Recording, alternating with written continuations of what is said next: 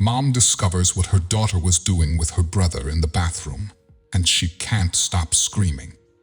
Susie and Timmy were siblings, and they were bonded like few others. At an age when many would be bickering and in constant confrontations, they were unconditional friends. Susie was 7 years old, and Timmy was 5. There was no one in the world they loved more than each other. Susie, being the oldest, was also a guide for her little brother. The fact is, their parents had been so carefree all their lives that the girl learned many things about life alone or at school, where she had a teacher who was always ready to answer all her questions. Everything she was learning, she also transferred to her little brother, and together they got through life with no more support than the one they gave each other. But they were still children who needed their parents. They needed them to see them beyond just 2 mouths to feed. They wanted to be taken seriously, and every day they tried hard to make them realize that they also thought and felt and were able to understand life if only someone would take the time to explain and guide them. But that just never seemed to happen. Everything got worse when Timmy got sick. Every day, he complained that his stomach hurt, but since it coincided with the beginning of school for the boy, his parents were convinced he was simply trying to get out of going. They were even furious when he told them repeatedly that his stomach did not stop hurting, and that sometimes when he ate, he felt like vomiting. 6 months had passed, and Timmy was still sick and not getting the attention he needed. It got worse when he started vomiting at night. Susie had told her parents that her little brother was throwing up his food, but they thought he had just gotten indigestion and would be fine the next day. And since there was simply no way they would believe Timmy was really sick and wounded in their dignity, the 2 siblings decided they would not bother them anymore. Susie then assumed that she was the only one who could take care of him because only she cared about him. She did not leave Timmy alone at any time. Gradually, accompanying him to vomit and holding him while he did so became a habit. This happened more and more often until it was a daily routine. Before we continue, make sure to subscribe, hit the like button, and click the notification bell for more amazing stories. The boy was getting thinner, and he was pale and weak all the time.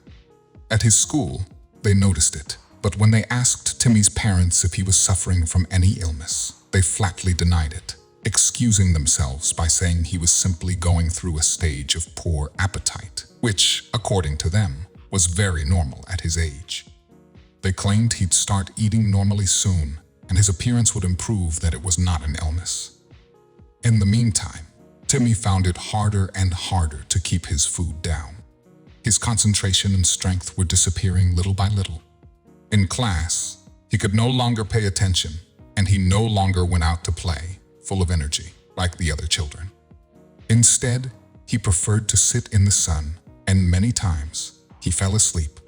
Though so many people saw this, only Susie understood that he was sick. She could only hope that soon someone would pay attention to him. One night, their mother went into the bathroom and found a scene she never thought she would see.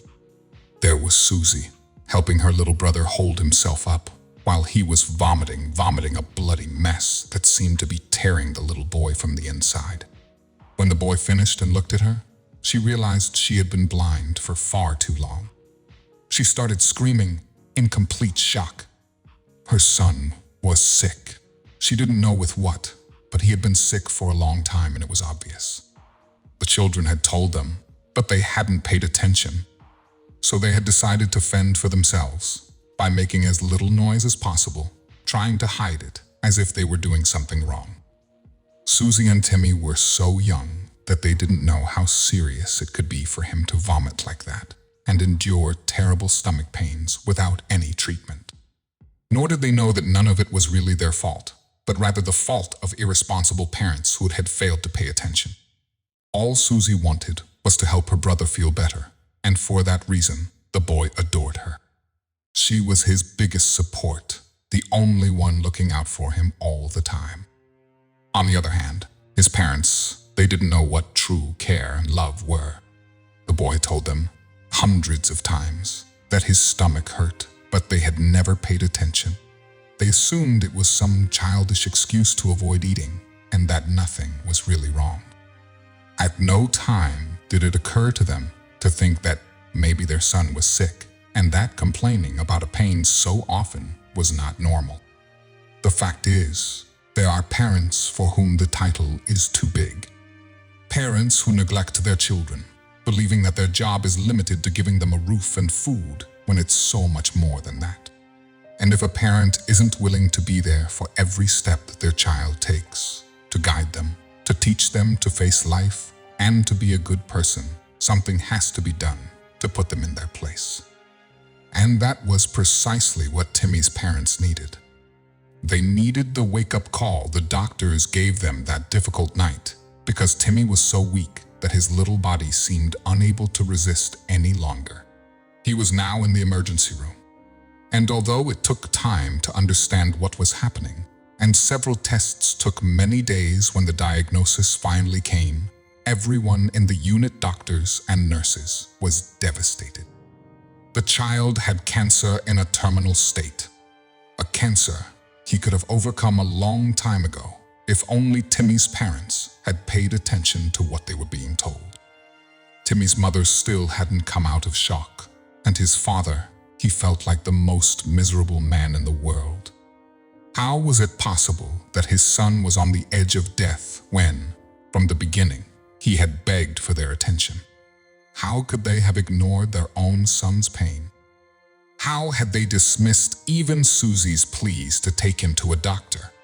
Both of them couldn't believe their own indolence, nor the heartless way they had behaved. The lectures they received at the hospital made them feel even worse, but it was well-deserved. The entire time Timmy was in the hospital, they were constantly reproached by all the medical authorities. Some nurses could not even speak to them again. All attention was focused on Timmy, on saving him at any cost, but after a couple of weeks, they realized they had arrived too late. There was no way to save the little boy. Amidst tears and despair, Susie's only consolation was Timmy's last words. He thanked her and asked her to be happy because he would be watching over her from heaven. He wanted her to know that he was at peace. That tranquility was reflected during his last breath, and the image of the child was practically that of an angel. Timmy's parents could never get over knowing that their son had died because of them. They tried desperately to make it up to Susie, giving her every bit of attention they had neglected for so long. But Susie had already learned to stand up for herself. And although she grew up and learned to forgive them, the relationship could never fully heal. The memory of Timmy was still painful, but she was also inspired by it every day.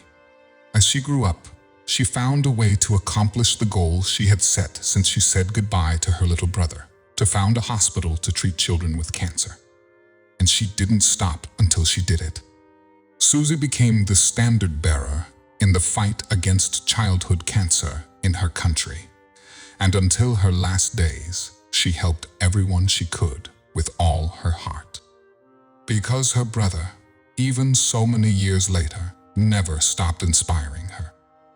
Hey, if you like this story, give it a like, share it with your friends and family, and don't forget to subscribe to the channel. Finding bonds through beautiful tales. Thank you for watching.